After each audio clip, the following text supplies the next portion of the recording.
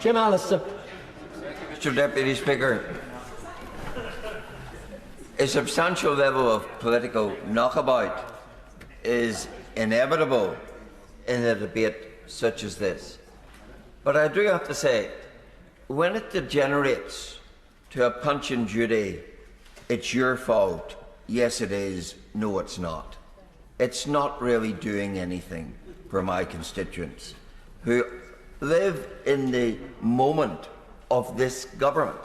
And therefore this debate properly should be a focus on what this government is doing in respect of our economy. And when it comes to that, within Northern Ireland, we have and are continuing to feel the brunt of many of these measures. Some of them recited in this motion. The inheritance tax provision on family farms.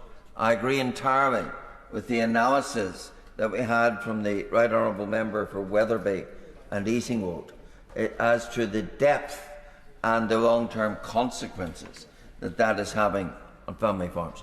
But I want to focus for a moment on the other side of the inheritance tax imposition, namely that on business property relief, because that has not had the same attention, but is having equal detriment in respect of many businesses, particularly in Northern Ireland, where we have the staggering statistic that 89% of our businesses are micro businesses. 89%. According to the UK average, it is 23. In Northern Ireland, it's 89. And that translates into the reality that most of those businesses are therefore small family businesses. And those small family businesses, by virtue of what is happening to them in the business property relief, instead of planning for growth, they're now having to plan for death, for inheritance.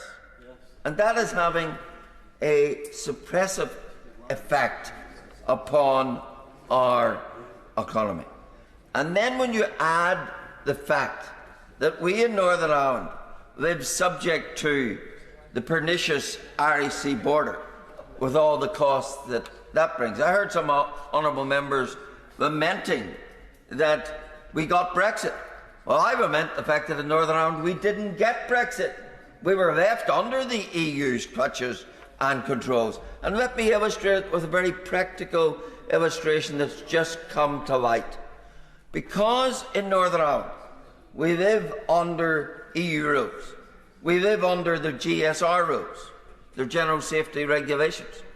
That now means that a purchaser in Northern Ireland who wants to buy a new car from a car sales room in Northern Ireland will be charged £4,000 more than his counterpart in Great Britain. Why? Because the GSR regulations have to be met. And that is but another illustration of how individuals and businesses in Northern Ireland are being oppressed by the lack of Brexit and the continuance of EU rules.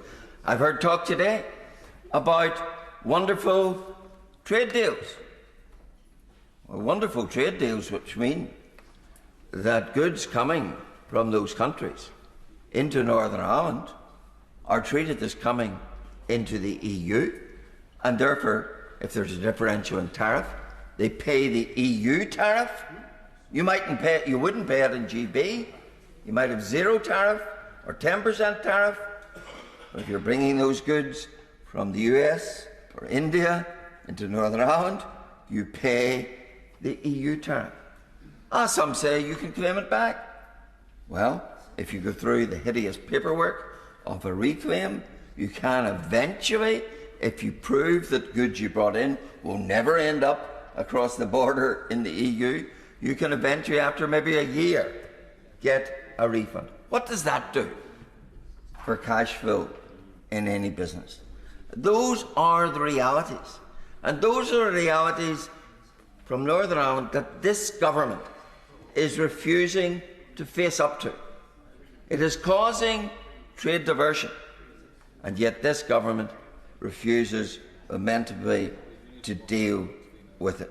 So I do say that this motion carries considerable merit for me in that it draws this government's attention to what it promised, and the contrast with what it is delivering is very substantial indeed. And I say to government, you might have a huge majority, but it's about governing well, not governing just because you have a huge majority in whatever way takes your fancy or takes the fancy of your backbenchers. Do the job, do it right, and do it right as far as Northern Ireland's concerned.